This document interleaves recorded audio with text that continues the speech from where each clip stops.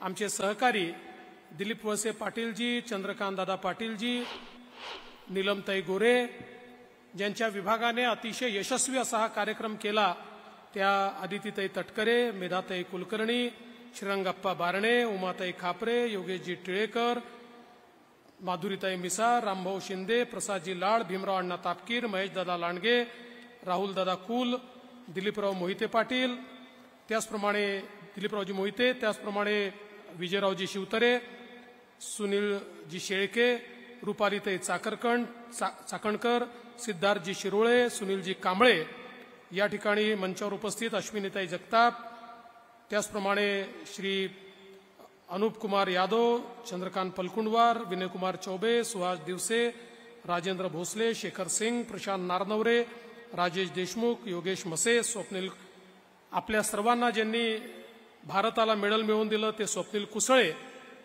या ठिकाणी उपस्थित सर्व मान्यवर आणि उपस्थित माझ्या सर्व लाडक्या बहिणी आणि माझ्या सर्व भावांनो, आज हा अतिशय आनंदाचा दिवस आहे की मुख्यमंत्री माझी लाडकी बहीण या योजनेची औपचारिक सुरुवात ही पुणे इथे होते. कोणीतरी मला विचारलं की सुरुवात पुण्यापासून का? सुरुवात पुण्यापासून याकरता की ज्यावेळी परकीयांचं आक्रमण आमच्यावर होत होतं, आमचा महाराष्ट्र बेचिराख होत होता, त्यावेळी आई जिजाऊंनी याच पुण्यामध्ये सोन्याचा नांगर चालवून स्वराज्याची संकल्पना ही शिवरायांना दिली होती. याच पुण्यामध्ये ज्यावेळी आमच्या महिलांना शिक्षणाचा अधिकार नाकारला गेला, त्यावेळी महात्मा ज्योतिबा फुले आणि सावित्रीबाई फुलेंनी सांगितलं हा अधिकार महिलांना मिळाला पाहिजे आणि महिलांना अधिकार देण्याकरता याच पुण्यापासनं खऱ्या अर्थानं त्यांनी सुरुवात केली.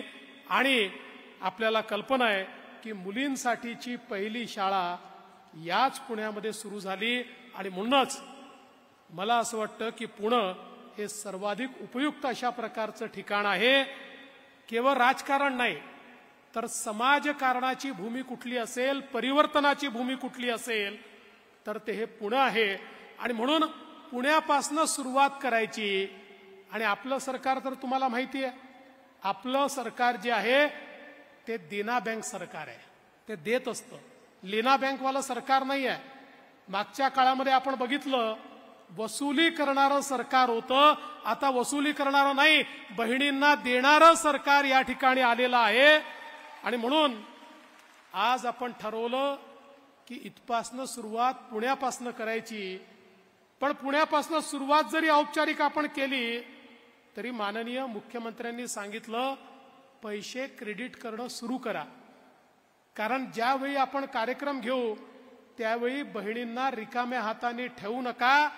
आणि सांगताना आनंद वाटतो 1,03,00,000 महिलांच्या खात्यामध्ये 3,000 रुपये प्रत्येकी पोचलेले आहेत.